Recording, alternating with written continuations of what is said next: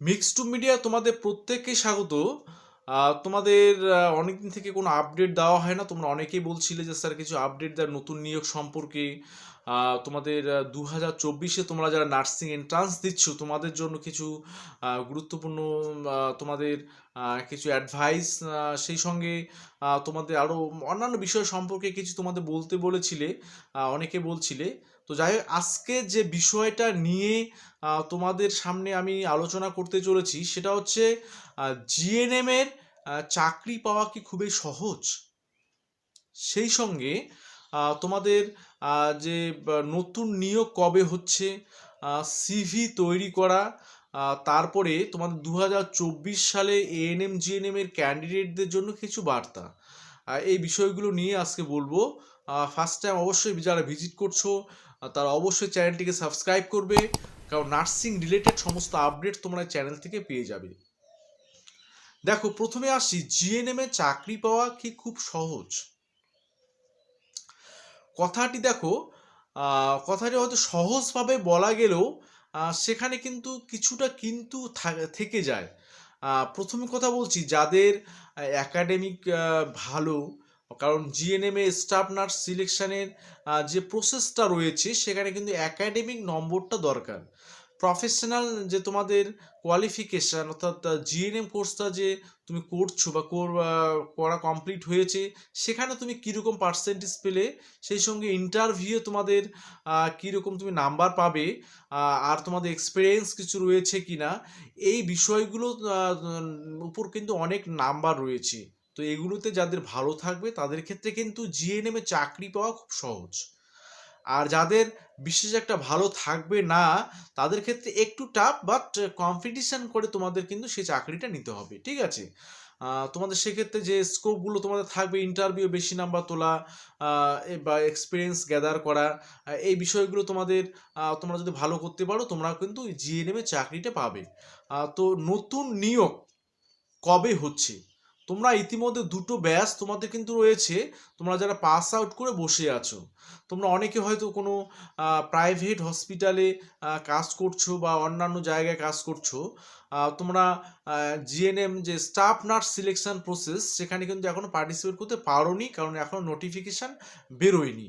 তো তোমাদের বলে রাখি, তোমাদের ভোটের পরবর্তী সময়েই তোমাদের কিন্তু নতুন নোটিফিকেশান আসতে চলেছে, এবং সেই নোটিফিকেশান আসলে অবশ্যই তোমাদের আমি কিন্তু জানাবো যে কবে আসতে চলেছে, সেটা কিন্তু ভোটের পরবর্তী সময়েই, ঠিক আছে? তো সেই বিষয়ে কিন্তু আমি অবশ্যই আপডেট দেবো, তোমরা সে বিষয়ে নিশ্চিত থাকতে পারো। আর হচ্ছে যে বিষয়টা নিয়ে আজকে আর একটু বলবো সেটা হচ্ছে সিভি তৈরি করা। তোমরা যারা এবারে পাস আউট করলে, তোমাদের যদি রেজিস্ট্রেশন তোমরা তাড়াতাড়ি পেয়ে যাও, তোমরা কিন্তু এই সিলেকশন প্রসেসে, যে ভোটের পরে যেটা হবে সেটাতে কিন্তু পার্টিসিপেট করতে পারবে। আর সিভিটা তোমরা তৈরি করে রাখবে তোমাদের বিভিন্ন হসপিটালে কাজ করার জন্য। সিভিটা তোমরা কিভাবে তৈরি করবে? প্রথমে দেখো, আমার কাছে একটা সিভি অলরেডি রয়েছে, আমি সেটা নিয়ে একটু বলছি। দেখো, প্রথমে আমাদের কাছে যে সিভিটা আমার কাছে যেটা রয়েছে, প্রথমে হচ্ছে তোমাদের নাম, তারপর হচ্ছে mobile number, email ID, address, application যে applying for the post, registered nurse under WBNC, এইগুলো মোটামুটি লিখে নিলে, তারপরে তোমাদের পার্সোনাল ডিটেলস, অর্থাৎ তোমাদের বাবার নাম, মায়ের নাম, ব্লাড গ্রুপ, মেরিটাল স্ট্যাটাস, তোমাদের ল্যাঙ্গুয়েজ নোন, এগুলো দিয়ে দিলে। তারপর হচ্ছে অবজেক্টিভ, অর্থাৎ তুমি যে নার্সিং পেশায় যুক্ত হবে, সেক্ষেত্রে তোমার কি অবজেক্টিভ তোমাদের থাকা দরকার, সেটা তোমরা লিখবে, ঠিক আছে? তারপর তোমাদের এডুকেশনাল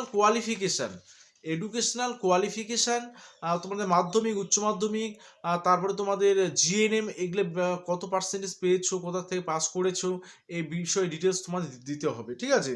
তারপর হচ্ছে ক্লিনিক্যাল এক্সপিরিয়েন্স বা ইন্টার্নশিপ এক্সপিরিয়েন্স তোমাদের কীরকম রয়েছে। যারা সরকারি কলেজ থেকে তোমরা জিএনএ পাস আউট করেছো, তোমাদের জানো ইন্টার্নশিপ এক্সপিরিয়েন্স থাকে।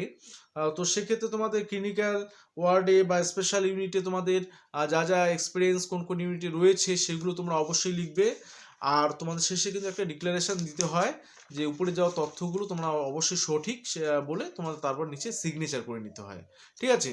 অবশ্যই সিভি সম্পর্কে তোমাদের কোনো যদি কোয়ারিজ থাকে অবশ্যই তোমরা বলবে, কমেন্ট বক্সে কমেন্টস করে জানাবে, ঠিক আছে?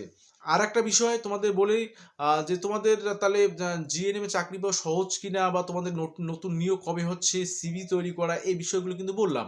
এবার 2024-এর জন্য তোমরা যারা প্রিপারেশন নিচ্ছ, তোমাদের এন্ট্রান্স এক্সাম দেবে, তোমাদের জন্য যে একটা বিশেষ বার্তা সেটা হচ্ছে তোমাদের কোর্সটা চুজ করা।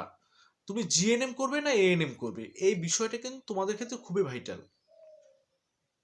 তো অনেকেই আছো যারা এএনএম করতে ইচ্ছুক তারা এএনএম করবে, আর যারা জিএনএম করতে ইচ্ছুক তারা কিন্তু জিএনএমও করবে।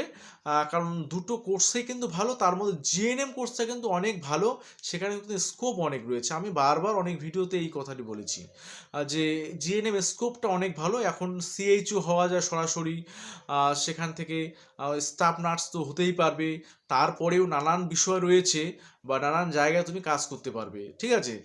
তো মোটামুটি এই বিষয়গুলো তোমাদের মাথায় রেখেই তোমাদের সিলেকশন প্রসেসটা, অর্থাৎ তোমাদের এএনএম না জিএনএম কোন কোর্সটা তুমি সিলেক্ট করবে সেটা কিন্তু তোমরা বাছাই করতে পারো, ঠিক আছে। যখন তোমাদের রেজাল্ট পাবলিশড হবে, তোমাদের র্যাঙ্ক কার্ড পাবলিশড হবে, তারপরে তোমাদের সে র্যাঙ্ক অনুযায়ী চান্স, কোন কোর্সে চান্স পাবে কি না, সেই অনুযায়ী তোমাদের কলেজ সাজিয়ে নিতে হবে। সেই কলেজ সাজানোর ক্ষেত্রে কিন্তু একটা ভাইটাল বিষয়, যে কিভাবে আমি কলেজ সাজাবো, তো সেই কলেজ সাজানোর উপর ডিপেন্ড করবে তুমি কোন কোর্সটা পাবে, ঠিক আছে। তো সেই বিষয়গুলো তোমাদের অবশ্যই সজাগ থাকতে হবে এবং আগাম তোমাদের একটা ডিসিশন নিয়ে রাখতে হবে যে তুমি কোন কোর্সটা চুজ করতে যাচ্ছ, ঠিক আছে। তো মোটামুটি এই ছিল আজকে ছোট্ট একটা আলোচনা। অবশ্যই যদি তোমাদের একটু হলেও উপকারে লাগে অবশ্যই কিন্তু একটু শেয়ার করে দেবে আর লাইক করবে, ঠিক আছে। সকলে ভালো থাকবে এবং সুস্থ থাকবে।